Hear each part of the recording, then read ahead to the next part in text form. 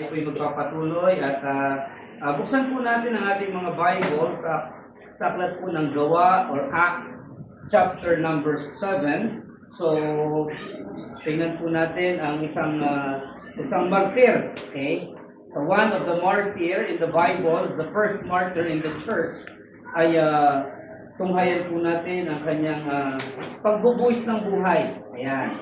Para po sa paglilingkod sa Diyos. So, the title of our message is about failed but not failed. No? So, unang basa po natin ng mga talatang ito ay makikita natin na para po lang ang buhay po nitong si Esteban ay parang naging walang kabuluhan. Okay? So, sa kanyang pangangaral ay makikita natin ang kanyang dedikasyon at ang kanyang commitment para po sa gawain ng Diyos. Okay? So, pero sa atin, titignan natin, yung kanyang kapuspusan ay hindi po naging walang kabuluhan. Ayan, no? Pagka sinabi kasing failed, it is about miss the mark. No? Parang hindi niya natumbok yung kanyang dapat tahakin. Pero makikita natin, ito po'y kalooban ng Diyos at masasabi ko pong hindi po siya nag-fail.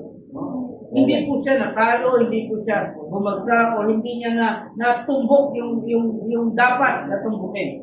Okay? So tingnan po natin ang mga talata. Ito, Acts chapter 7, verses 51 hanggang dun po sa 60. Kunin po natin yung 10 talata na ito at dito natin tukuyin ang ating pong pag-aaral. Basahin po natin muli ng salita ng mga talata. I will read verse 51 to 52 at doon po sa 60 ay sabay-sabay po natin babasahin ang talata. May nandiyan na po kayo. Ye strip naked and uncircumcised in heart and ears, ye do always resist the Holy Ghost as your fathers did, so do ye. Kayo po. Which are the prophets and our fathers executed when they have made their belief in the Lord and man of the last one of the world has been known who have received the law by the disposition of angels have not kept it. When they heard these things, they were cut to the heart, and they were But he, being full of the Holy Ghost, looked up steadfastly into heaven, and saw the glory of God, and Jesus is standing on the right hand of God. And said, Behold, I see the heaven open, and the Son of Man standing on the right hand of God. And they cried out with a loud voice, and stopped their ears, and ran upon him with one accord. Dancing out of the city, saw him, and the raised laid down her world, that I am Philip, whose name was Saul. And they stoned Stephen, calling upon God, and saying, Lord Jesus, receive my spirit. Altogether, verse 15. And he kneeled down and cried with a loud voice, Lord, lay not this sin to their charge. And when he had said this, he fell asleep. Tayo po'y manalangin. Makapangyarihang Diyos na nasa langit, muli Panginoon, kami po'y nalapit sa iyo. Patuloy po, Panginoon, ang aming pong papuri, parangal, at ang patuloy na pagbibigay o Diyos sa iyo ng kaluwalhatian. At sa pagkakataon sa Panginoon, kami po'y nagpapasalamat sa aming pong sama-samang pagsamba at patuloy na pangunahan niyo po kami o Diyos, patuloy na dalangin po ang iyong pagkilos, Panginoon, ang pangunguna ng Diyos na banal na Espiritu sa amin mula po sa pagbasa ng iyong mga salita, sa bawat panalangin, pag-awitan, at higit sa lahat, sa bawat pagtunghay namin, Panginoon, sa mga talata na nagmumula sa iyong salita. Dalangin ko, Diyos, ang pagbibigay din sa amin, Panginoon, ng sapat na pag-unawa sa bawat kalooban mo, Panginoon, na ibibigay sa amin, na kami, O Diyos, sa amin pong ginagawa at gagawin para sa inyo, ay hindi po kami ma-miss ang amin pong mga mark, kundi, Panginoon, ma-accomplish po namin ang nais nyo. So, Lord, we pray for the filling of the Holy Spirit, Panginoon, ng kapuspusan ng Diyos na banal na Espiritu, na katulad po ng nangyari kay Esteban, Panginoon, sa kanyang panahon. Though he was a martyr in the first church, Panginoon, but Lord, truly, yung kanya pong accomplishment, Panginoon, ay hindi po matatawaran ang kanyang pangangaral ng iyong salita. Muli, salamat po, Ama, nawa sa aming pong panahon ay maging katulad po kami ng dedikasyon at commitment itong si Stephen upang sa gayon, Panginoon, ay patuloy na magbigay po kami ng parangal sa iyong dakilang pangalan. Muli, salamat po at ang lahat ng tiniling namin sa iyo sa makapangyarihang pangalan po ng aming Panginoon Jesus. Amen. Tayo po'y makakaupo na. Ayan, no? Filled but not paid. Ayan, no? So, pag sinabing filled, kadalasan ito'y puno, ano? At higit sa lahat, sa spiritual term, it is about yan, no? With the Holy Spirit, it means controlled by the Holy Spirit. Sabi nga ng Biblia, kung meron mang kapunuan o kapuspusan, ay dapat ang banal na spirito ang pumuspus po sa atin. Hindi po yung alak. No? Ephesians 5 verse 18, and be not drunk with wine, wherein is excess, but be filled with the Spirit. So, banal na spirito. So, dito po ang konteksto po ng ating pong mga talata, ay ito po nandito ang unang simbahan ng Panginoon na nagpapatuloy, no, inumpisa niya in Matthew chapter number 16, verse number 18, ang sabi ng Panginoon kay Peter, and thou art Peter, and upon this rock, I will build my church. Simbahan po ng Panginoon, hindi po simbahan ng kung sino-sino. Okay? Hindi po simbahan ni John the Baptist. Si John the Baptist ay ginamit ng Panginoon to prepare the way of the Lord. Pero hindi po siya ang merong akda o siya ang nagsimula ng Baptist Church. Ang nagsimula po ng simbahan o ng Baptist Church, walang iba kundi ang Panginoon Jesucristo. Mali po yung claim po ng mga Roman Catholicism. Nang claim nila, sila daw po ang simbahan ng Panginoon. Kasi sabi nila, sila daw ay, ang author daw nila is si Jesus Christ. Mali po. Ang author po nila is si Constantine. Okay? Hindi po ang Panginoong Jesucristo. So kaya nga hindi po nila pinagpapatuloy yung totoong simbahan. So ang totoong simbahan, pangalan, di ba? No, Katoliko. Sabi ko nga, pag inisip mo, so sa nagmula yung pangalan, di ba? Sa Katol. Bakit sa Katol? No? Sa Katol, yung Katol, di ba? Liko. Di ba? Paliko-liko yan, spiral. No? Pagka sinabi yung Katol, alam niyo mga kapatid, di ba? So yung Katol, wala namang Katol na diretso. May nakita ba kayo Katol na diretso? Wala. Meron ba kayo, Noy? Paliko-liko. Wala. Liko-liko talaga, di ba? Pero alam niyo mga kapatid, ganun po sa relihiyon na yan, paiikot-ikutin ka. Okay? Pero saan ka kahit pinaiikot-ikot po sila, alam nyo, naninindigan sila kasi yung Katol may stand. Grabe sila manindigan. Titindigan po nila kahit mali. So yun po ang isa sa katotohanan na andito po ang tunay na simbahan. Sinabi ng Panginoon, siya ang nagtatag, pero ang dami ngayon nagsilabasan na sinasabi, simbahan din daw ng Panginoon. So kaya nga mahalagang nakita natin ang simbahan po ng Panginoon mula pa ng umpisa ay meron na pong pag-uusig. So ito po yung pagkakataon ng unang simbahan ng Panginoon ay inusig at ito po may namatay at ito yung pag-aaralan po natin. Okay? So si Stephen, he was one of the first deacon in the early church, chosen to oversee the distribution of food among the Greek-speaking widows in Jerusalem. So siya po yung nanguna, leader, no? Servant, no? Deacon. So yun po kasing meaning ng servant, deacon. Yung iba kasi hindi alam yung meaning ng deacon, no? Nag-deacon na. No? So kaya nga makikita natin, ang deacon po is a servant. Kaya nga si Esteban, unang deacon na pinili ng simbahan ng Panginoon ay siyang unang nangasiwa in the distribution of food among the Greek-speaking widows in Jerusalem. Kasi di ba Acts chapter 6, kung babalikan natin, sa kabilang talata, ang sabi ng Bible, there arose murmurings of the Grecians because of the widows are neglecting, no? Sa kanilang pagkain, kasi nga ang widows, mga kapatid, ay talaga namang sa kanilang kultura, no, hindi kagaya sa atin, di ba, pagka yung anak ay mabait na anak, yung kanilang nanay na o tatay na naiwanan ng kanyang asawa ay kinukup-kupo, sinusuportahan. Pero sa kanilang kostumbre, sa kostumbre po ng mga Hudyo, sila po'y pinababayaan. So walang pagkakakitaan po sila. So yun po'y naging problema ng unang simbahan. So kaya nga, ang sabi ng Bible, itong si Esteban, he was a Hellenist.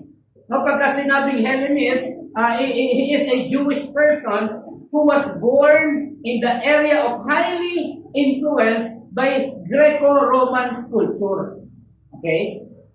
So yung Greek philosophical thoughts and culture, alam niyo mga kapatid, ay na-adapt din po natin yan dito sa Pilipinas eh. No? Yun po sinasabi natin na Hellenist. So katulad po si Esteban, sabi natin, he is a Jewish person. Israelite po siya. Pero sa kanilang bayan, alam niyo, ang malaking influensya, hindi po yung kultura ng Hudyo, kundi yung kultura na sumakop. This is a Greco-Roman culture. Parang ganito sa atin. Tingnan niyo po ang illustration ko. Sa Pilipinas, ano ba yung pinakamalaking religion? Actually, kahit sa Africa, tinanong ko si missionary Simba, kung ano yung malaking Catholic din po. Pero tanungin mo sila, hindi naman nila alam kung saan galing yung kanilang religion. Pusisahin mo sila, sino ang nagtatag niyan? Wala silang masagap. Maliban doon sa nagsasearch ng mga internet. Ang sabi nga nila, di ba katulad ng sinabi ko kanina, sabi nila si Jesus Christ daw. Kasi pag sinearch mo daw sa Google, no, si Jesus Christ daw ang lumalabas na kanilang founder. No? Pero tandaan natin, hindi po Google ang basehan ng simbahan. Ito pong Biblia. Okay? Nakukuha niyo po? So marami pong pinapaikot ng kultura na yan. And even until today, di ba tandaan natin, sino ang nagpapako sa Panginoon? Yung mga Romano na nandiyan dyan, mga Roman soldiers. Crucified the Lord Jesus Christ. Pero ito po yung kultura na hawak-hawak po ng maraming tao sa ating pong panahon. So kaya nga narito po ang isang martir na nagsasabi sa kanila, nire-rebuke po sila, anong sabi ni Esteban? Verse 51 ng ating teksto, ye stiff naked and uncircumcised in heart and ears. Ye do always resist the Holy Ghost, as your fathers did, so do ye. Kung ano yung ginagawa ng inyong mga ninuno, ay yun din yung ginagawa ninyo. You rejected and resist the power of the Holy Spirit. Kaya nga si Esteban, makikita natin, sinasabi natin sa ating pong pamagat, he is filled with the Holy Spirit. Puspos siya, punong-puno siya ng banal na spirito. Nire-rebuke niya yung religion, yung kanilang kultura na hindi po tama kung paano yung ginawa ng kanilang mga ninuno. Di ba, ganun din naman talaga yung ating pong panahon ngayon eh. Sa atin po, dito sa atin, di ba sa Pilipinas. Di ba, pagka pinanganak ka na ang tatay mo ay ganito na, ang relihiyon, ganito ka na rin kahit na. Di ba, hindi mo naiintindihan ng lahat. Hello, nandiyan pa po ba kayo? Pinanghawakan din po natin yan ang matagal eh. Yung iba, hindi ko nga alam kung ligtas na baka pinanghawakan pa rin. Hindi naman. Di ba? Di ba, pinanghawakan pa rin hanggang ngayon. At sinasabi pa nila, dito na ako nabuhay, dito na ako mamamatay. Ang tao mamamatay po talaga sa kapahamakan. Dahil po, saan? Dahil po, ang kanilang basihan ay reliyon at hindi relasyon sa Diyos. Ang kanilang batayan ay yung sinabi ng tao at hindi po yung sinabi ng banal na kasulatan. So yun po yung isang napakasakit. Kaya nung sinabi ni Esteban, ginagawa nyo na pigilin ang banal na spirito sa iyong mga puso. Narinig nyo ang pangangaral. Pero yung ginagawa nyo, katulad ng ginagawa ng inyong mga magulang. Tanungin mo yung kabataan, anong religion mo? Sasabihin nila yung relihiyon nila. Tanungin mo kung bakit ganun ang relihiyon nila. Kasi yun ang relihiyon ng aking tatay. Yun po ang sinasabi ng Biblia. Kung ano yung relihiyon nila, yung kanilang sinusunod, kahit mali. So kaya nga, sabi ni Esteban, which of the prophets have not your fathers persecuted? Sino ba yung propeta ang hindi nakaranas ng pag-usig ng inyong mga tatay o ng inyong mga ninuno? Halos lahat sila ay nakaranas ni Esteban. And they have slain them, which have shown before you of the coming of the just one. The just one, the Lord Jesus Christ is the just one. Isang matuwid na tao na ipinako sa krus ng Kalbaryo, namatay, inilibing, at nabuhay na muli para sa kaligtasan ng tao. Pero ang nagpapako niyan, yung mga kultura o mga relihiyon noong unang panahon. Hindi alam ng marami. No? Tinitindigan ng mga tao ngayon, especially din sa atin, sila daw ay mga Romano. Diba? Hindi naman talaga sila Romano eh. O diba? At yung mga Romano na yan, sinabi ko nga kanina, yan po yung nagpapako doon kay Kristo sa krus ng Kalbaryo. Kaya nga sabi dito, of whom ye have been now the betrayers and murderers. Ang tindi ng mga salita ni Esteban sa pangangaral. Walang sinisino. At alam niyo mga kapatid, yung kaniyang pangangaral ay hindi po sa lansangan lang basta-basta. Siya po ay nangaral doon sa tinatawag na sinagoga. Okay? Ang sinagoga po sa panahon natin ngayon ay naglalarawan ng yung tinatawag na CBCP or Catholic Bishop, ano ba tawag yan? Basta yun na yun, CBCP. No? Yung grupo, yung mga leaders nandoon, yung mga bishop, obispo, mga, di ba? Mga religious leaders. Doon siya nangaral. At ang sabi niya, kayo mga stiff-necked people, you are betrayers and murderers of the just one, the Lord Jesus Christ. Pero hindi po nila, sabi ng Bible, verse number 54, when they heard these things, they were cut to the heart and they gnashed on their teeth. At sabi pa ng Bible dyan, sinarado nila yung kanilang mga tenga sa pakikinig. Ganun po katindi ang labanan noong unang panahon. Alam nyo, mas maganda pa sa ating panahon ngayon eh. Yung persecutions hindi pa ganun katindi. During the Dark Ages, according to the Dark Ages, talagang pinapapatay ang bawat Kristiyano na may hawak ng Biblia. Sa ibang part ng Middle East, yes, may mga matitinding persecutions dyan. Pag nahulihan ka na meron kang dalang Bible, at nangangaral ka sa lansangan, sigurado, pababalikin ka sa Pilipinas. Deport. Okay? Yun ang ganong katindi ang persecutions ngayon sa ibang bansa. Pero sa atin, hindi po ganun katindi. Hindi ka papatayin, mangaral ka ng salita ng Diyos sa mga tao, ibigay mo yung gospel tract sa kanila, sabihin mo sa kanila, mahal ka ni Jesus, sabihin mo sa kanila, kailangan mo si Jesus, maliligtas ka pag ikaw nanampalataya kay Jesus. Salamat dahil nandito tayo sa ganitong lugar. Pero nung unang panahon, ito pong si Esteban, ay para baga kung titingnan mo yung kanyang buhay, ipinangaral niya, puspos ng banal na spirito, isang tao na matuwid, matapat sa Panginoon, pero ano nangyari sa kanya? Pinatay po siya. Pinagbabato. At ang pinakamatindi dito mga kapatid, no, yung stone to death, one of the, ano masasabi natin? One of the brutal death, brutal punishment na makikita natin. Siyempre, ang pinakamalala, ang pinaka-brutal, walang iba kundi sa Panginoon sa Kristo. Yung i-crucified, kasi doble po yan. Yung pagpako sa Panginoon sa Kristo, hindi lamang po yung kamatayan, kundi yung kahihiyan. Okay, naintindihan niyo po? Yung kahihiyan po na sinapit ng Panginoon. Doon sa krus ng Kalbaryo, sabi nga ng Biblia, hindi po siya makilalang tao. There was no beauty that we should desire of Him. Wala kang hahangarin na ang Panginoon sa Kristo ay magandang lalaki. Wala. Hindi nga siya makilalang tao that time. At sabi ng Biblia, nung pinako siya sa krus, hubad-hubad po siya. No, hindi kagaya ngayon, may lampin po eh. Di ba? Yung kanilang mga may lampin pa eh. No? But in reality, the Lord Jesus Christ crucified. Kaya nga binata niya not only the sin of the world, but also the shame, yung kahihiyan. Sabi nga ng Hebrews 12, verse number 2, di ba? Looking unto Jesus, the author and the finisher of our faith, who for the joy that was set before Him, endured the cross, despising the shame, and is set down at the right hand of the throne of God.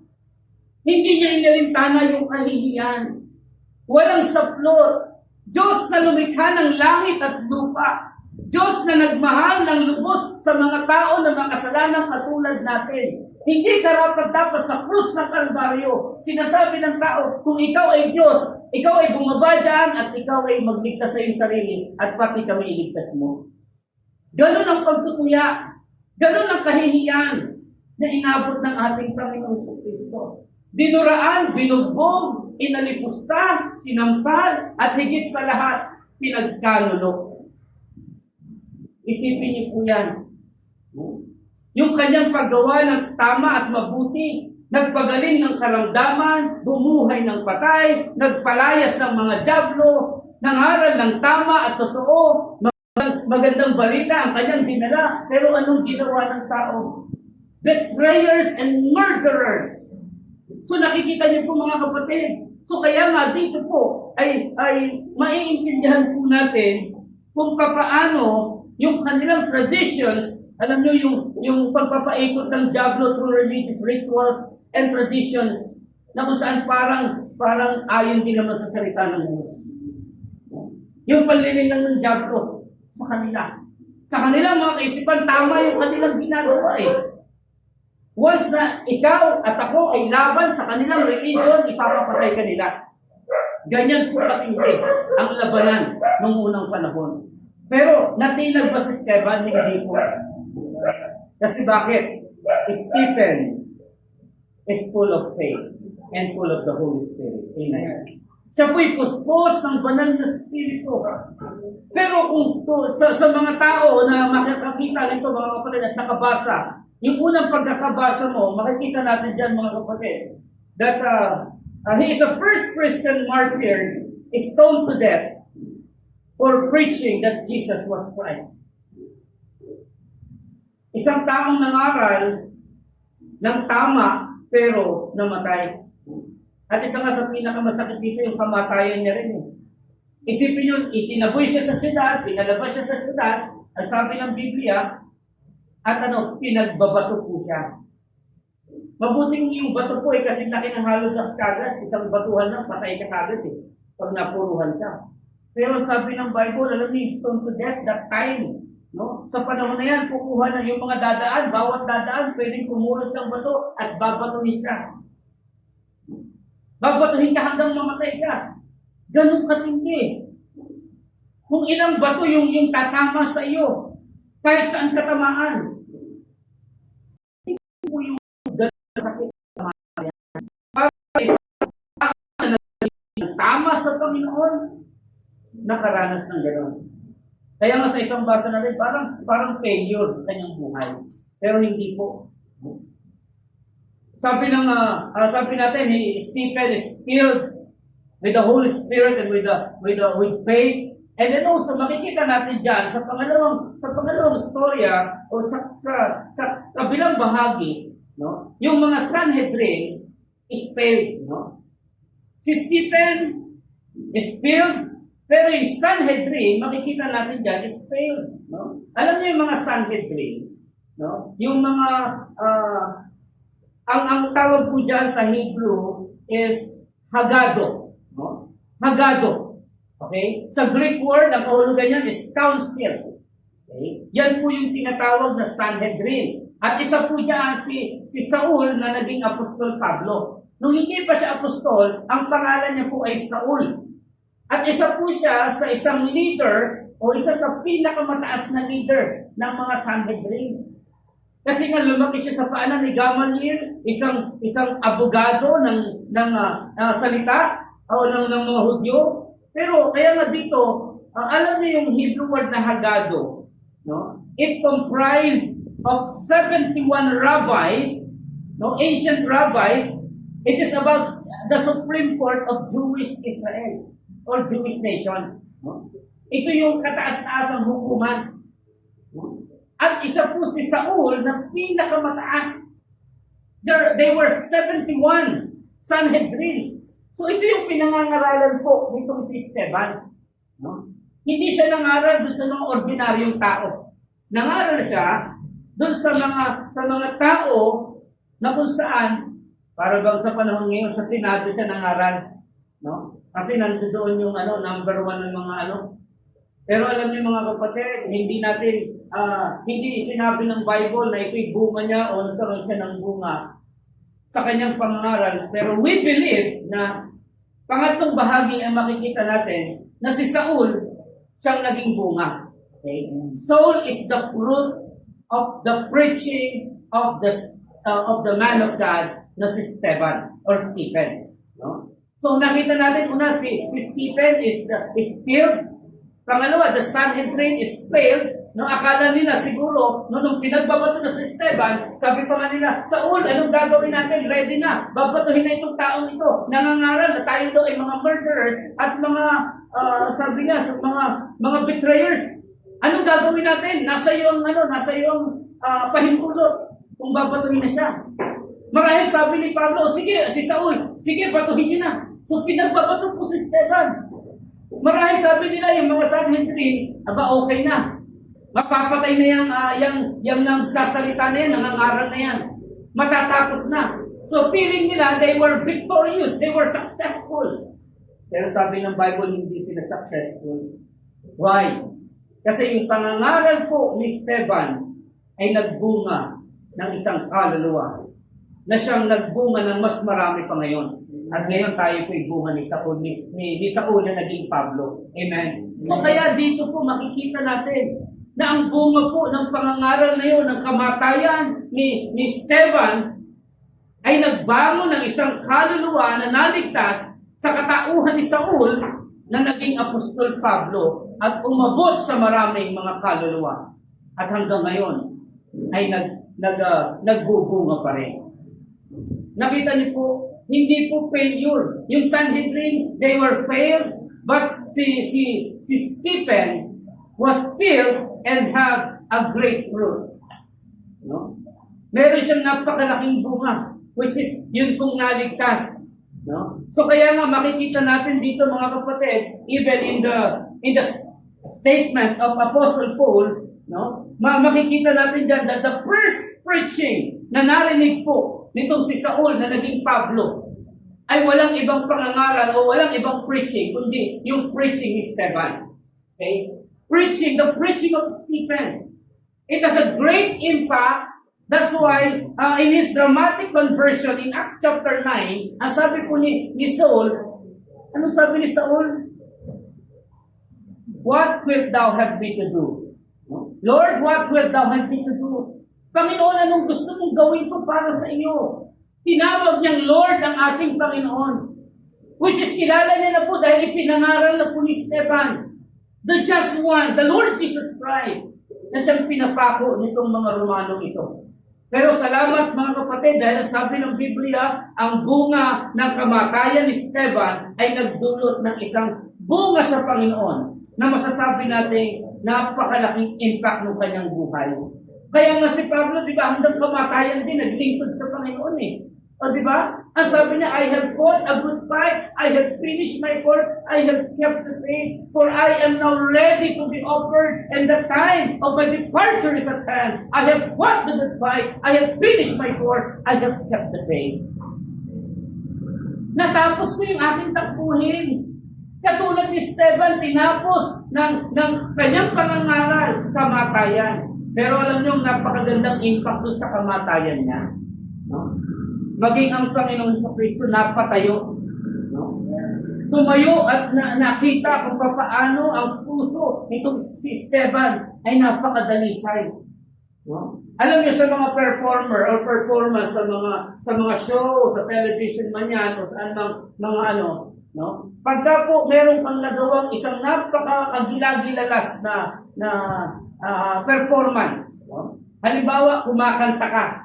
No? Gusto niyo sample? Baka no? Alam niyo pag halimbawa si Marcelito Pomoy, ang pambihira, isang tao na may dalawang boses. Grabe yung kanta niyan. No? Kung napanood niya sa America's Got Talent, talagang grabe. Ginaya niya si Celine Dion at saka yung isa na lalaking napaka-anting din ng boses, parang si Pavarotti. No? So, alam niyo mga kapatid, yung pong ginawa ni Pomoy, abay nagtindigan yung mga tao eh. Gulat na gulat sa performance niya. Yung boses niya, abay ang boses niya lumabas pang babae. Maya-maya panlalaki naman. No? So nagtayuan sa husay. Dahil sa galing, yun ang ibig sabihin nun. Nagtayuan yung mga tao. Ang tawag po dyan is standing ovation. No? Dahil sa husay ng performance ng kanyang ginawa. Alam niyo, ito si Esteban, mamamatay na. Sabi niya, Panginoon, huwag niyong ipataw sa kanila doon sa mga bumabato sa akin ang kasalanan. Yun po yung sinabi niya. Eh di ba kung ikaw, kaya halimbawa batuhin, Di ba? Hindi ka pa nga binabato eh. Baka nagbabanta ka, subukan mong batoyin ako. Di ba? Minsan ganun na eh. Di ba? Pero itong si Esteban, binabato na, mamamatay na, pero sabi niya, Lord, patawarin mo sila. Huwag mo ipataw sa kanila yung kasalanan. Alam niyo, standing ovation ng Panginoon, napatayo ang Panginoon. Tumindig ang Panginoon. Sabi ni Esteban, I saw Jesus Christ standing on the right hand of the throne of God. Napatayo sa performance nitong si Esteban. Diba? O anong ganda pag tayo po ay nabibigyan natin ng lubod ng Panginoon. Mapatayo natin ang Diyos sa kanyang kinauupuan. So kaya nga makita natin mga kapatid, dito yung puso nitong si Esteban na kahit binabato na, kahit na siya'y mamamatay na, ang isip niya pa rin maglingkod sa Diyos. Lugurin ang ating Panginoon hanggang kamatayan. Nag-fail ba yung kanyang buhay? Nasayang ba yung kanyang buhay? Hindi po. Kasi nga sabi nga natin, may naligtas na isang Saul na naging Apostol Pablo. Amen. At si Apostol Pablo, alam natin mga kapatid, ang naligtas. Pinuspos ng banal na spirito sa bawat pangangaral hanggang kamatayan ay nakipagbaka din po sa kanyang pananampalataya. Isipin niyo po, yung buhay po ni Esteban ay nag-create ng another Stephen sa katauhan ni Pablo. Nagbunga at si Pablo naman ay nagbunga ng napakaraming mga mananampalataya even in our time. Nagbunga ng maraming mga pastor. Nagbunga ng maraming mga mananampalataya na sa ating panahon ngayon, mga kapatid. Kaya po umabot sa atin ang Ebanghelyo ay dahil po sa pangangaral mula kay Apostol Pablo, kaya naabot po yung mga hinti. Amen. Bunga po tayo ng pananampalataya na inakdaan ng Panginoon, dumaloy kay Esteban at dumaloy kay Pablo at dumaloy sa ating mga pastor na nauna at ngayon nasa atin. At dadaloy pa sa mga susunod pa. Amen. Because He is filled and not failed. So kaya nga sa atin mga kapatid, tingnan natin kung paano at bakit hindi nagmaliw o hindi siya hindi nag-miss yung kanyang mark. Bigyan ko kayo ng 3 puntos kung bakit. Anong mga dahilan? Para hindi tayo mag-fail sa ating panahon, sa ating ginagawa para sa Panginoon. Yung gawain dito, akala natin yung pagtuturo sa mga batang yan, di ba? Yung nandiyan, ang kukulit nila, di ba? Hindi yan suntok sa buwan, yung ginagawa natin. Yung pagpapakain sa kanila, walang mga disiplina. Pero one day, meron pong mga natuto dyan, ang tatawagin ng Panginoon, magturo ng good news sa mga bata. One day, may tatawagin sa mga batang yan na mangangaral ng salita ng Diyos. Hindi natin alam ngayon. Ang dapat lang gawin natin, magpatuloy lang tayo, sumunod sa Panginoon, at eto, hindi tayo mag-fail. Amen. Anong dahilan? Anong mga bagay na nais ng Diyos na ipakita sa atin? Unang dahilan na makita natin dyan, verse 51 hanggang verse 53, ito sabi ng Bible, Ye stiff-necked and uncircumcised in heart and ears, ye do always resist the Holy Ghost, as your fathers did, so do ye. Which of the prophets have not your fathers persecuted? And they have slain them which should before you the coming of the just one, of whom ye have been now the betrayers and murderers, who have received the law by the disposition of angels and have not kept it. Hindi nyo iningatan. Sinabi na sa inyo, pero hindi nyo iningatan, hindi nyo rin pinakinggan. Why? Because they were spiritually uneducated. So una, kailangan po natin para hindi natin ma-miss yung mark, to be filled by the Holy Spirit, ayun kung tinatawag na scripturally educated. Dapat alam natin, natutunan natin ang alin? Ang banal na kasulatan. This is the scripture. All scripture is given by inspiration of God and is profitable for doctrine. Sa bawat katuruan, kapakita-kinabang. Amen? So kaya nga, itong banal na kasulatan, napakahalaga na matutunan po natin. This is the basis of our faith and practice. Amen? Basihan ng pananampalataya. Kung meron bang tunay na pananampalataya ngayon, ito'y dahil nagmula sa banal na kasulatan. So then faith is cometh by hearing, and hearing by the word of God. Sa pamamagitan po nito, kaya po tayo may tamang pananampalataya. So ito yung basihan. Kaya nga, we need to be spiritually educated. Kaya nga merong pastor, sabi nga ng Jeremiah 3, verse number 15, di ba? Ano sabi ng Bible? Ang Panginoon ang inagbigay sa inyo. The Lord, tingnan natin sa text. Jeremiah chapter number 3, verse 15.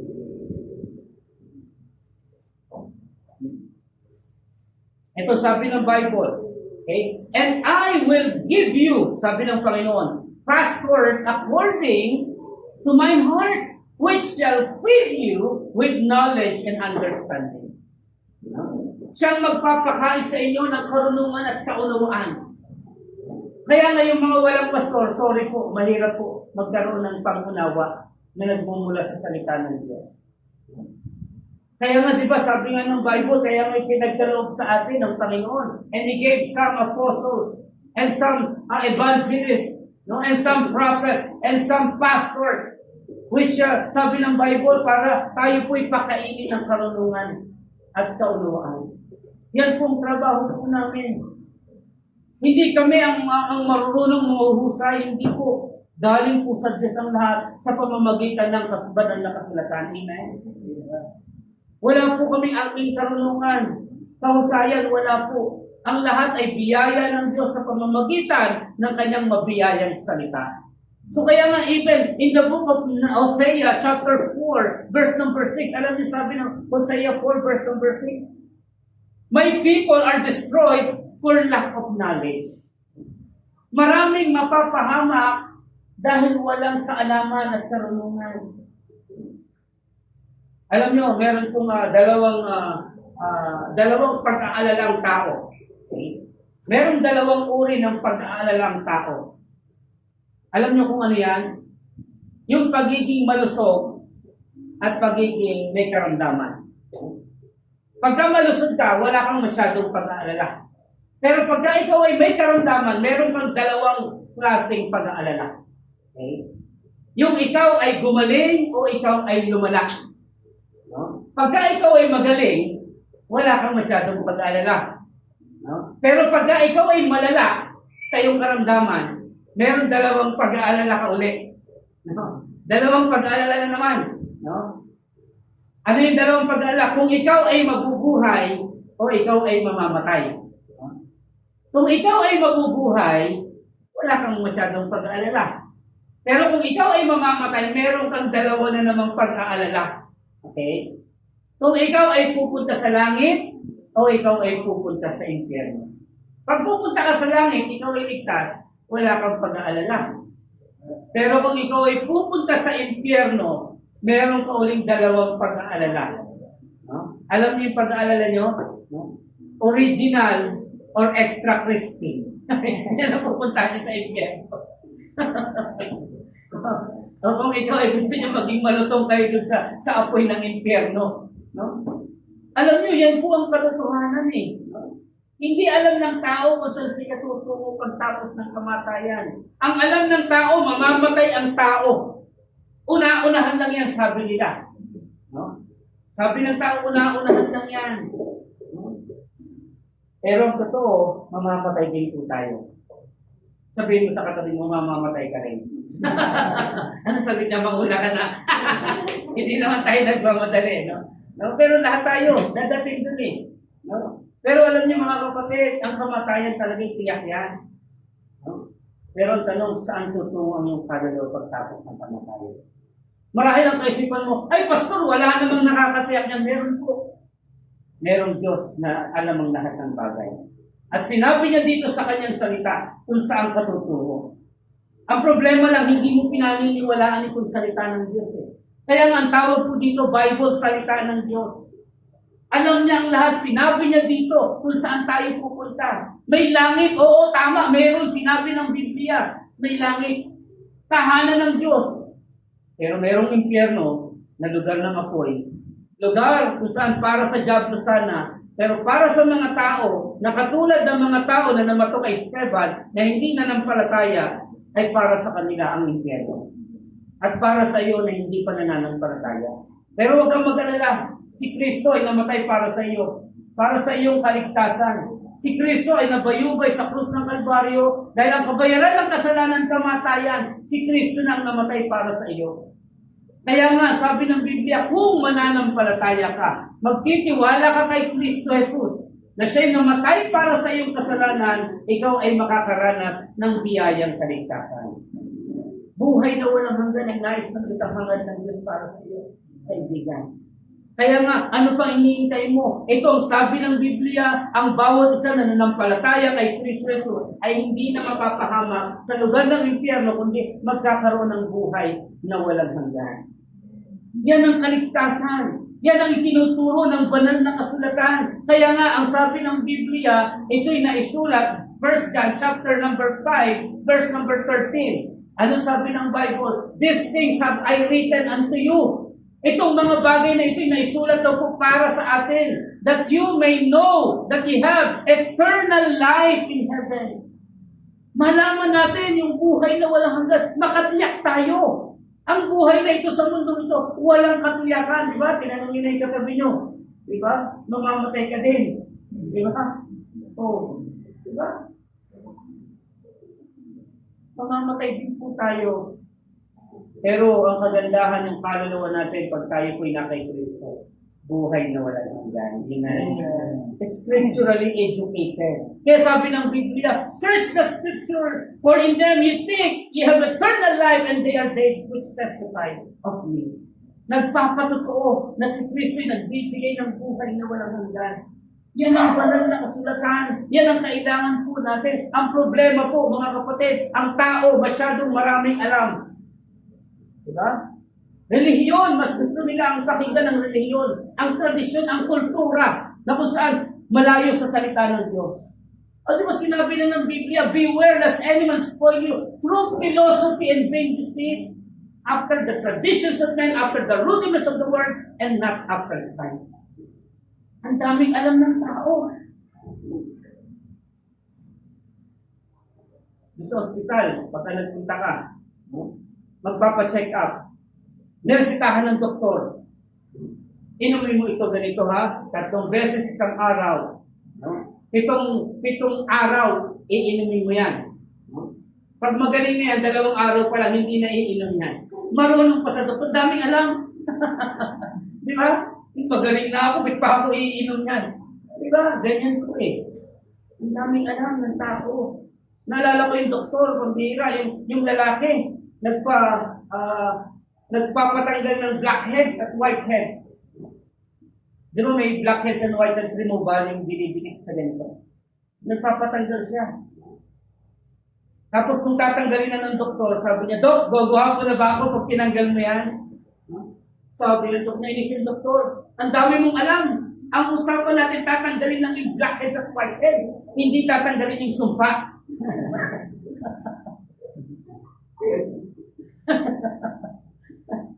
Tubaw mo na kagad, whiteheads lang ang pinag-uusapan. Hindi naman sumpa yung tatanggalin. Kasi bakit hindi alam eh.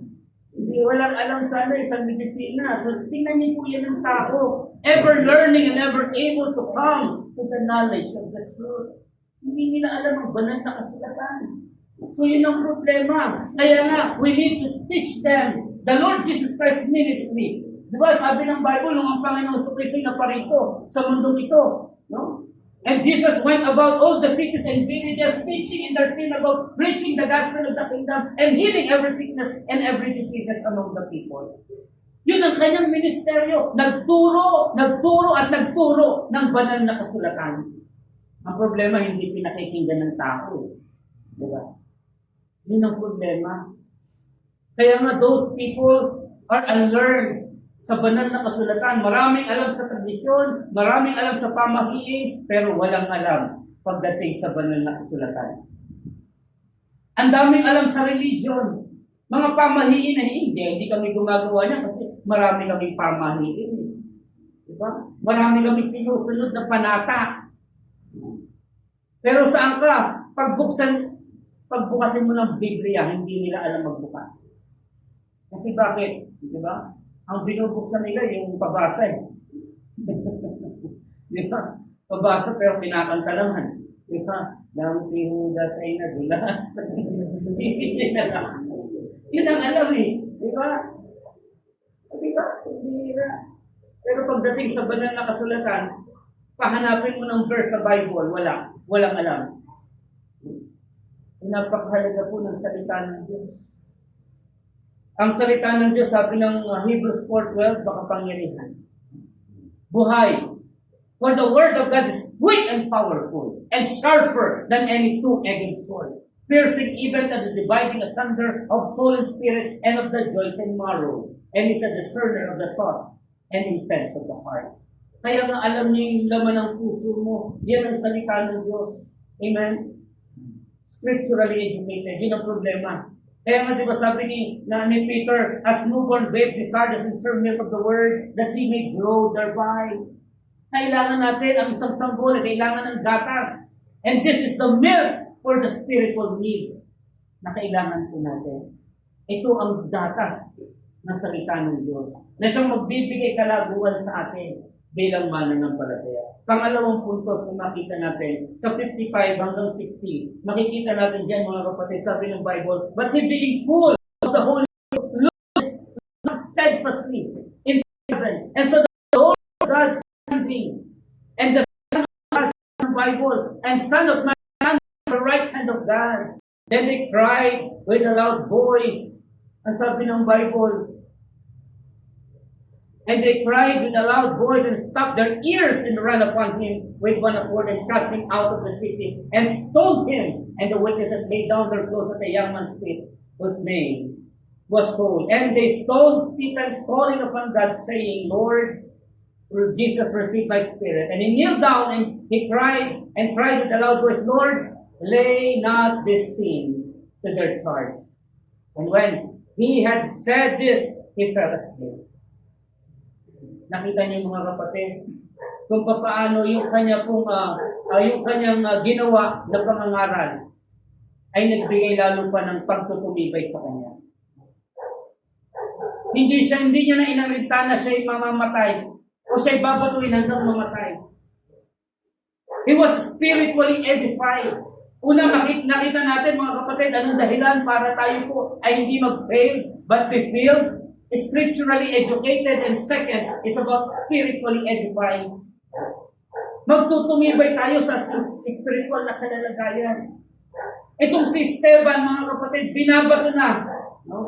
Matindi pa rin ang paninindigan hanggang kamatayan.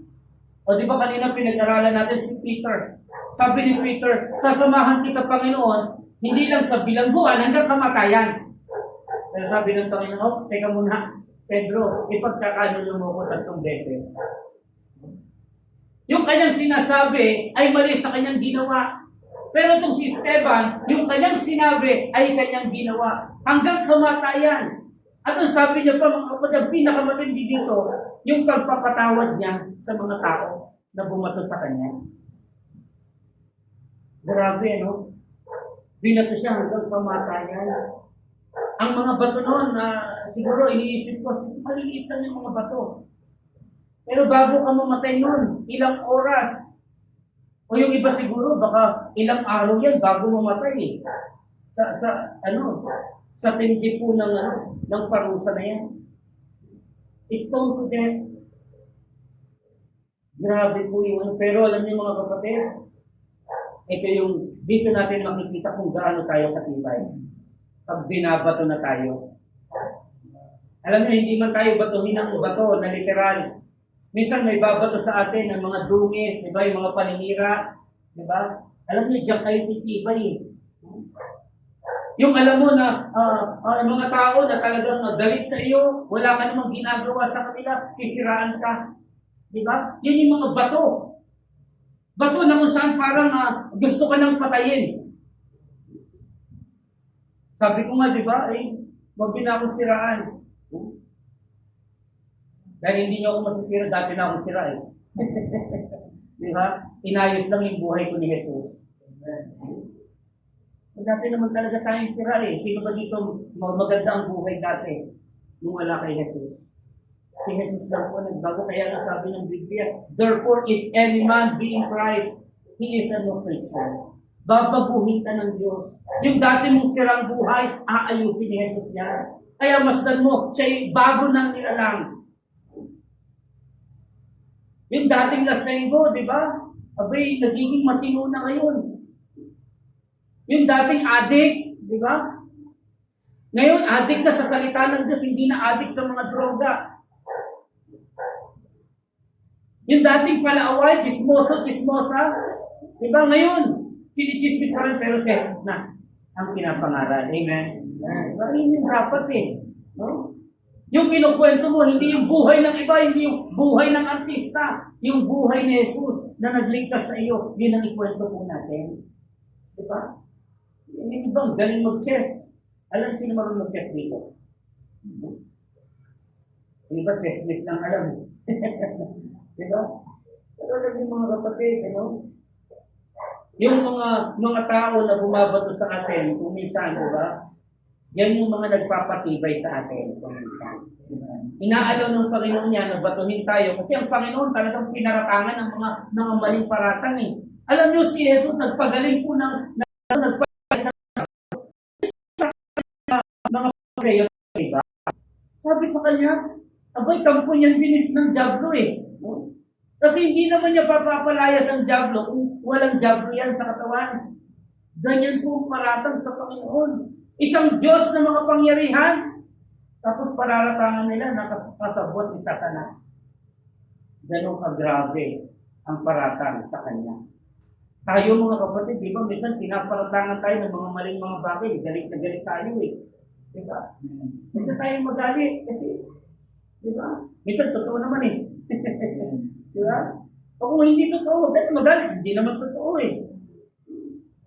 Minsan may mga ganun talaga hindi natin makontrol yung kaisipan ng tao. Meron talaga mga tao na mga magagaspang ang ugali. Di ba? Matipid din magsalita. Pero dapat na pasalamatan natin yung magagaspang na ugali niyan. Sabihin mo sa mga magagaspang na ugali niyan, salamat sa kaibigan. Magaspang ang ugali ko. Kasi tuminis ako. Ayan. Di ba yung liha magaspang pero nakakapagpakinis? So yan po yung makapagpapakinis ng ating spiritual na kalalagayan. Magtutumibay tayo sa mga tao na kung saan talagang hindi ka ibig-ibig. Sa mga tao na kung saan talagang paparatangan ka ng mali. Alam nyo, kaya nga si Pablo, di ba sabi niya, si Pablo sa kanyang paglilingkuran, sabi niya in Acts chapter number 20, verse number 19, serving the Lord with all humility of mind and with many tears and temptations which befell me by the lying in wait of the Lord. Maraming pagluha ang dinanas mo ni Pablo. Bago siya naging apostol Pablo, di ba? Sabi niya, si Saul. Alam niyo si Saul, di ba binanggit niya sa ating teksto? Tingnan niyo verse 58. And cast him out of the city and stoned him, and the witnesses laid down their clothes at a young man's feet, whose name was Saul. Yan po yung si Saul na naging Pablo. Nakita niya rin po kasi si Esteban kung gaano umiyak habang pinagbabato hanggang mamatay.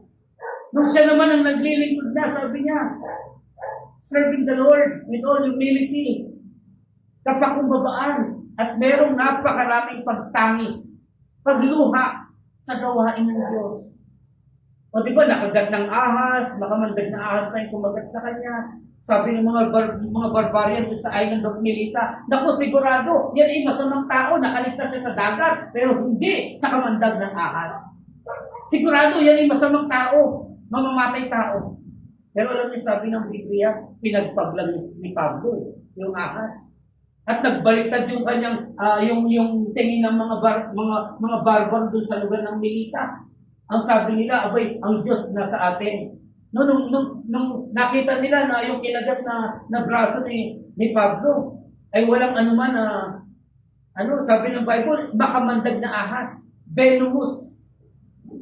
Pinagpag niya lang, hindi siya na bumagsak, hindi siya na tinabla ng venom. At alam niyo nangyari, doon sa lugar ng Melita,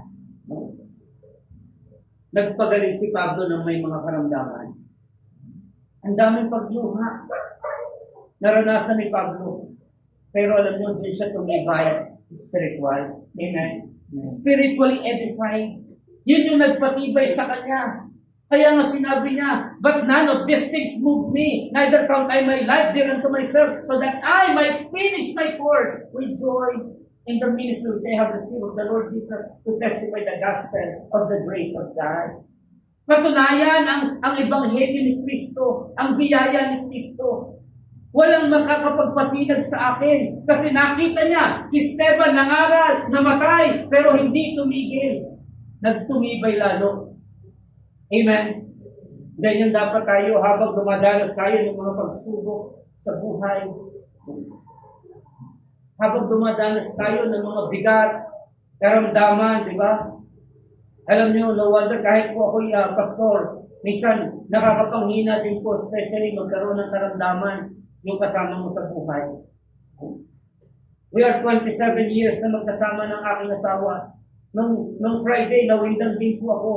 Pero I kept my knees on the Lord to pray. Bilang tao, talagang manghihina ka rin. Pero nung kasama mo, akala ko kukunin ni Lord eh. Oo, totoo po. Pero po. Akala ko kukunin na siya ni Lord. Salamat at hindi pa. Kasi meron pa kami gagawin para sa Panginoon. Amen. Minsan darating yung pagkakataon na manghihina ka, pero sa bawat pagsubok na yan, ay lalo ka pa palang patitibayin ng Diyos. Lalo ka pang magre-rely, magtitiwala sa Diyos. Na Panginoon, tunay na wala kaming magagawa sa lahat ng ito. Ikaw lamang ang aming pagtitiwalaan. Darating yung pagkakataon na ganyan, pero hindi para pahinahin tayo, kundi lalo pa tayong patibayin ng Diyos. Ay talaga namang grabe yung Friday. Naranasan namin yung suka niya. No? Sumusuka ng tubig. O pero isusuka niya ng lahat. Madidehydrate na siya. Grabe po yung hyperacidity. Suka ng suka, nagdimoy pa siya ng tubig din. Namumutla na yung mga kamay, wala nang dugo. Ang taas po ng hyperacidity, di ba yung asin? Grabe, suka ng suka talaga. Sabi ko nga eh, baka yung amoy niya lang yung nagpa-acid sa akin. Kaya nasusukat na. Pero alam niyo, napakabuti po ng Panginoon. Sa bawat pagsubok na ito na pagdadaanan natin, inaalaw ng Panginoon, hindi para panghinaan tayo, kundi lalo pa tayo lumakas. After that, amen. Maging malakas pa lalo. Kaya nga sabi nga natin, hindi ba kapag papatigil sa atin? Noong Sunday, nag-preach po ako dun sa bae. Bagamat nung hapon, wala po ako dito kasi nga, kailangan na pong makalabas niya sa hospital. Kasi ako naman na-atakin. Tumaas yung aking BP Hindi blood pressure, bill pressure.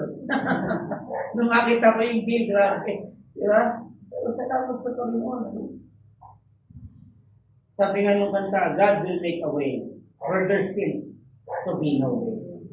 Minsan nakala natin walang pamamaraan na eh. Inisip na natin ang lahat, no? Lahat ng Bombay, tinawagan na natin, no? Pero hindi. Ang Diyos ang tawagan natin, amen? Pag ang Diyos talaga tinawagan mo, tiyak sasagot siya. Amen? So pinatitibay lang po tayo, kaya nga sa ating pong pagpapatuloy sa Panginoon, kinakailangan natin para hindi tayo mag-fail, una, spiritually educated. Pangalawa, spiritually edified. At pangatlo, last but not the least. Sabi ng 58 and 59, and they stoned Stephen, calling upon God. Notice the word, ano? Binabato na si Esteban, ang tinatawag niya ang Panginoon. Kayo kaya, pagka kayo binabato o nasasaktan o anuman ang pagpapahirap o nagpapahirap sa inyo, sino ang tinatawag niyo? Ako dati dahil makinanay ako, pag binabol ako ng aso, nanay ko po. Di ba? Yun ang tinatawag ko eh. No? Talagang grabe pag hinabol ka ng aso, di ba? Sino ba dito nahabolan ng aso? Di ba? Marami sa atin, si brother na nakagat na ng aso niya. Di ba? Ang laki pa ng Hinabol ako ng aso, sakit ako ng aso. Oo, di ba? Kita niyo po yung aso. Di ba? Pero ito, mga kapatid, binato si Esteban, tinatawag niya pa rin ang Panginoon. Calling upon God and saying, Lord, Jesus received my spirit. Grabe, no? Tumatawag pa rin sa Panginoon. Kaya nga makikita natin mga kapatid, at sabi ng Bible, and he kneeled down and cried with a loud voice, Lord, lay not the sin to their charge. And when he had said this, he fell asleep. So makikita natin dito mga kapatid, namatay si Esteban, pero nagpatuloy ang pangaral ng salita ng Diyos. So kaya nga makikita natin, unang nakita natin, ano yung unang nakita natin? We need to be scripturally educated. Pangalawa is spiritually edified. At pangatlo nakita ko po dyan is about successful exhortation.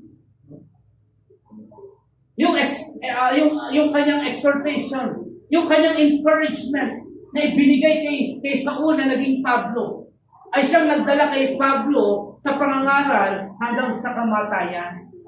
Kaya nga, di ba sinabi niya, binanggit ko na kanina, I have fought a good fight, I have finished my course, I have kept the faith. Naingatan ni Pablo yung kanyang pananampalataya hanggang kamatayan. Kasi bakit? Aba, yung pangangaral ni Esteban, ganun po ang nangyari. Dinuplicate niya yung ginawa ni Esteban na hanggang kamatayan, hindi bibitaw, tatawag pa rin sa pangalan ng Diyos. Amen? So ito po yung panahon natin ngayon. Tayo po'y mangangaral. Yung iba sa atin, yes, tatawagin mga mangangaral. Pero alam niyo mga kapatid, ang pagiging mangangaral, hindi lang ngayon, hindi lang hanggang bukas, hindi lang pag isang linggo, panghabang buhay, at hanggang kamatayan. Kasi bakit? Yun po ang pinakita sa atin ni Esteban at ni Apostol Pablo. Amen. Yung mangaral na merong katagumpayan. Marahil si Esteban sa kanyang panahon, sa tingin ng mga tao, uy, namatay na si Esteban. Yung kanyang pangangaral ay sayang, hindi po. Dahil may bumangong isang kaluluwa na naligtas sa katauhan ni Pablo. Amen.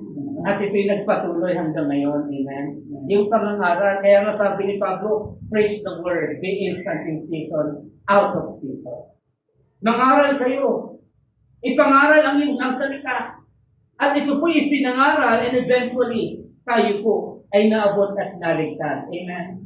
So kaya nga mga kapatid, sa mga taga Sanhedrin, yung mga tinatawag na Sanhedrin, ang tingin nila, uy, patay na si Esteban, wala nang kalaban. Pero alam nyo, sabi ng Bible, chapter number 8, si Philip nangaral, chapter number 9, naligtas na po si Saul na naging Pablo. At mula nung chapter 9, nung naligtas si Pablo, abay naging missionary pa. At maraming simbahan na naumpisahan. Yung Corinthian, yung Philippian Church, Ephesian Church, naumpisahan. Yung Thessalonica, naumpisahan. May naligtas at naging pastor na si Timothy. May naging pastor na si Titus. At ang ganda po ng ministeryo. At ngayon, may naging pastor dito at may magiging magpapastor pa. No? Sa iba't ibang dako ngayon. Dahil ang Panginoon ay hindi tumitigil na magturo at mangaral ng salita ng Diyos. Amen.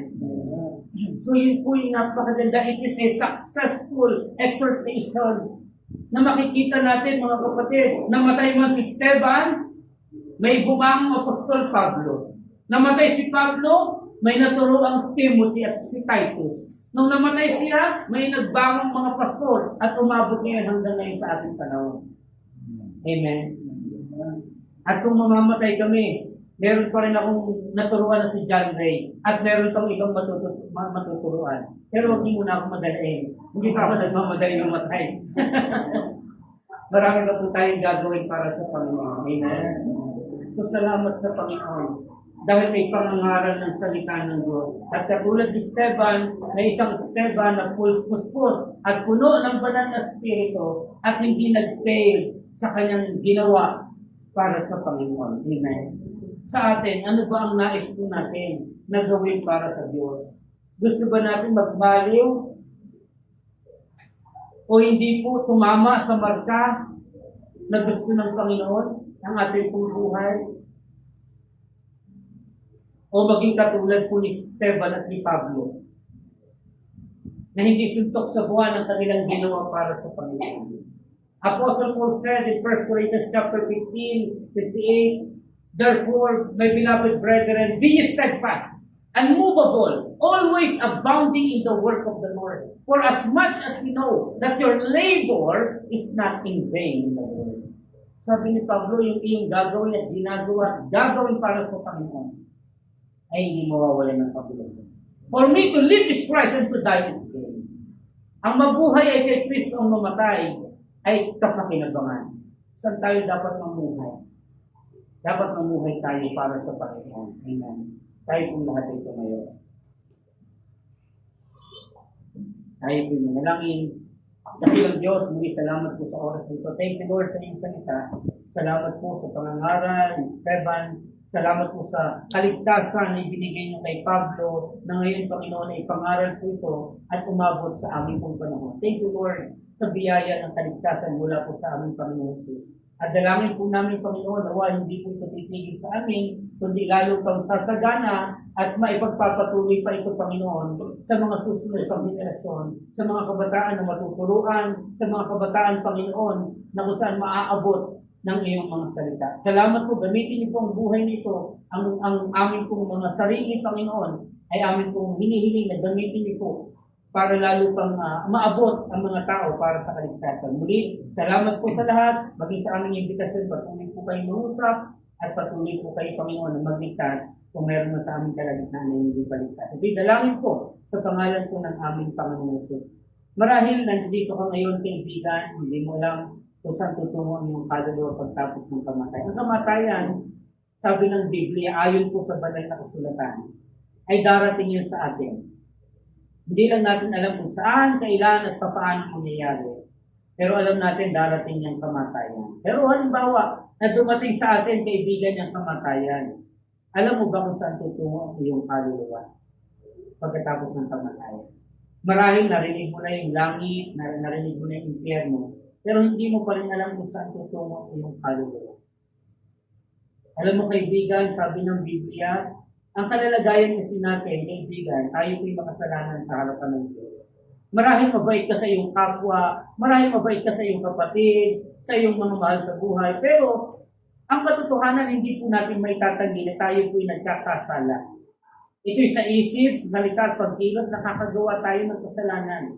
Patunay na totoo ang salita ng Diyos. At dahil dito sa kasalanan, kaibigan, hindi tayo aabot sa kaluwalhatian ng Diyos. Hindi tayo pwede sa langit. Ang tanging destinasyon natin ay lugar ng impyerno.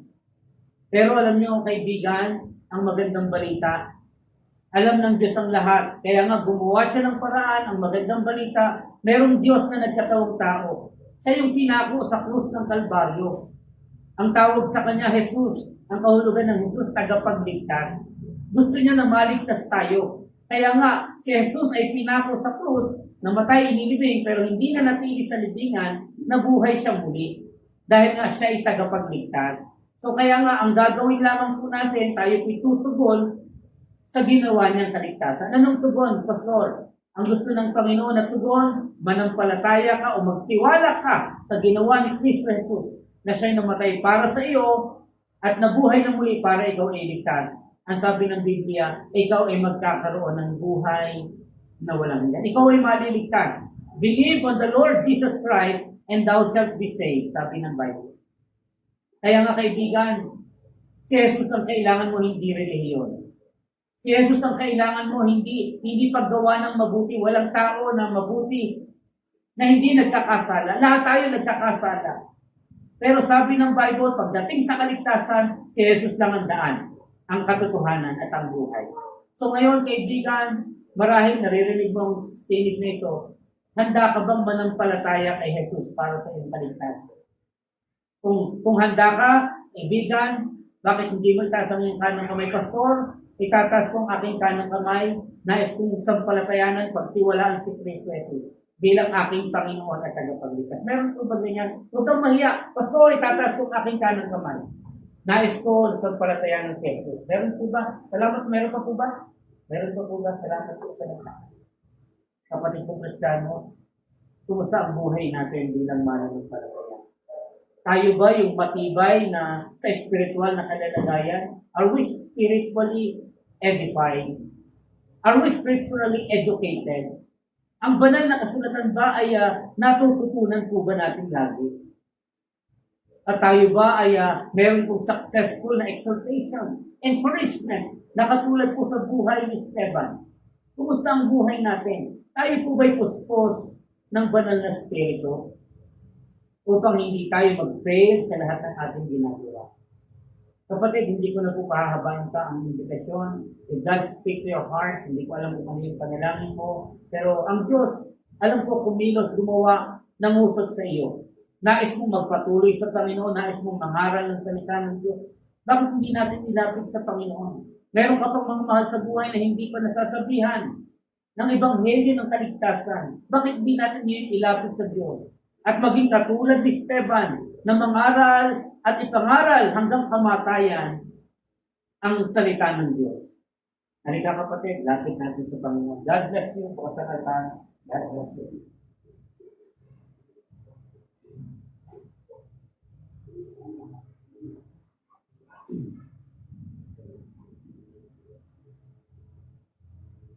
Panginoon, salamat po sa oras nito. Thank you, Lord. Sa inyong mensahe, Panginoon, salamat po sa inyong umaga. Salamat, Panginoon, sa pagpapatuloy namin ang iyong mga anak na naroon po, Diyos, hanggang pagpatuloy sa gitna ng init ng panahon, Panginoon. Salamat po sa lahat-lahat ng mensahe, sa bawat talaga na ilusan, sa bawat karakter na aming pong tinuhayan, especially sa buhay ko ni Esteban, na kung saan naging bunga niya ang Apostol Pablo, Panginoon, na naging kagamit-gamit sa iyong gawain ng mabot sa mas marami pang kaluluwa, hindi lang po sa bayan ng Israel, kundi sa bayan po na aming pong sinilangan dito po sa Pilipinas. Thank you, Lord. At sa marami pong lugar na kung saan inaabot, Panginoon. O, dalangin po, O Diyos, ang patuloy na paggamit dito sa mga anak ninyo. Na siyang magtumibay muna, Panginoon, sa kanilang spiritualidad at higit sa lahat magkaroon ng lalong pagkarunungan na nagmumula po sa iyong salita. To be spiritually educated, Panginoon, ay napakagandang bagay. Dahil sabi niyo sa iyong salita, Panginoon, search the scriptures. Memorize the scriptures. Study to show thyself approval to God. Salamat po, Panginoon, sa mga talata ito. Dalangin po, Panginoon, ano man ang kahilingan na inihahandog ngayon ang iyong mga anak, ito man ay kagalingan, ito man ay pagpapala, provision, Panginoon, pangangailangan, o ito man ay mga karamdaman na hindi pa po gumagaling, ito man, Panginoon, ay mga bagay na kakailanganin po, Panginoon, sa kanilang mga buhay. Lord, I pray that you patagpuin ang lahat ng aming mga panalangin ayon po sa iyong kalooban. Muli, salamat po ng maraming. Thank you, Lord, for the Spirit, for the Holy Spirit, Panginoon, na kung saan kasama po namin palagi. Puspusinin po kami sa Pilipinas, Panginoon, upang magawa po namin ang lahat, Panginoon, ng kalooban. Muli, lahat ng piliin namin sa inyo, in Jesus' name we pray. Amen.